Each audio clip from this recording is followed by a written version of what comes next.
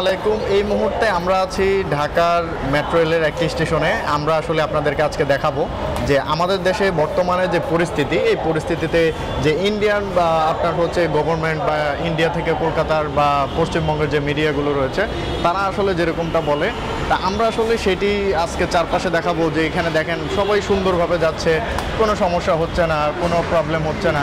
এখানে এই যে যার মতো করে যাচ্ছে, আমরা উপরের দিকে যাই, তারপরে আরও বেশি অন্য বাকি যে জিনিসগুলো আছে সেগুলো আপনাদেরকে দেখাবো। তো ফাইনালি আজকে আসলাম মেট্রো রেলে, আর আমি খুব শীঘ্রই আবার ভারতে ফিরব। তারপর আবার ভারতে বিভিন্ন জায়গায় যাব এবং সেটার ব্যাপারে ব্লগ করব। তো এখন আমরা মেট্রো এই কারণ বাজার স্টেশন থেকে আমরা এখন উত্তরা যাব। তো বাংলাদেশে ঢাকাতে কিন্তু মেট্রো রেল চালু হয়েছে অনেক দিন হয়ে গেছে, বেশ বছরখানিক হয়ে গেছে না ভাই? হ্যাঁ, বছরখানিক বেশি হয়ে গেছে। বছরের বেশি হয়ে গেছে। বছরের বেশি হয়ে গেছে। এখন হচ্ছে মেট্রো রেলে আমরা এই যে দেখেন আশেপাশে কোনো সমস্যা নেই, মানে সুন্দরভাবে টিকিট কাটছে, কোনো ঝোঁকে ঝামেলা কিছুই নেই। আমরাও এখন টিকিট কাটবো এখান থেকে। এই যে টিকিট কাউন্টার, এখান থেকে আমরা এখন টিকিট কাটবো। এই যে আমরা কার্ড কিনলাম, এই কার্ডটা দিয়ে এখন আমরা পাঞ্চ করবো। পাঞ্চ করে এটা দিয়ে আমরা এখন মেট্রো রেলে যাব। আর আমরা যাচ্ছি কোথায় এখন? উত্তর স্টেশনে যাচ্ছি এখান থেকে। আর তারপরে আমরা আপনাদেরকে বাকি জিনিসগুলো দেখাবো।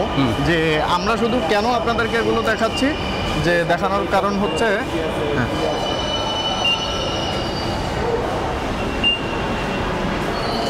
আমরা আসলে আপনাদেরকে এগুলো দেখানোর কারণ হচ্ছে যে আমরা এটাই প্রমাণ করতে চাই যে আমাদের দেশে এই মুহূর্তে কোনো ধরনের ঝামেলা হচ্ছে না, কোনো ধরনের কোনো কিছু হচ্ছে না যেটা আসলে মিডিয়া থেকে বলা হচ্ছে। আমরা শুধু এটাই আপনাদেরকে দেখাইতে চাচ্ছি যে আমাদের বাংলাদেশের বর্তমান পরিস্থিতি অনেক ভালো আছে। আর ইন্ডিয়া যেটা বলছে যে মানে এই মুহূর্তে সিকিউরিটি নিয়ে কোনো সমস্যা, এটা নিয়ে আপনারা 100% ঠিক থাকতে পারেন যে এই মুহূর্তে সিকিউরিটির কোনো সমস্যা নেই। এবং হচ্ছে আমরা খুব ভালোভাবে নিরাপদে, দেখেন আজকে কিন্তু রবিবার, বাংলাদেশে একটা অফিসিয়াল ডে। তো অফিসিয়াল ডেতেও দেখেন এই যে একটা মেট্রো দাঁড়ায় আছে। আমরা এটাতে যাব না, পরেরটাতে যাব।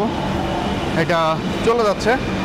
তো আমি এটাই বলবো যে দেখেন মেডিকেল ভিসাগুলো সহজ করে দেন এবং হচ্ছে ট্যুরিস্ট ভিসা যেগুলো রয়েছে সেগুলো সহজ করে দেন, আগের মতো করে দেন, যাতে প্রত্যেকটা মানুষ উপকৃত হয়।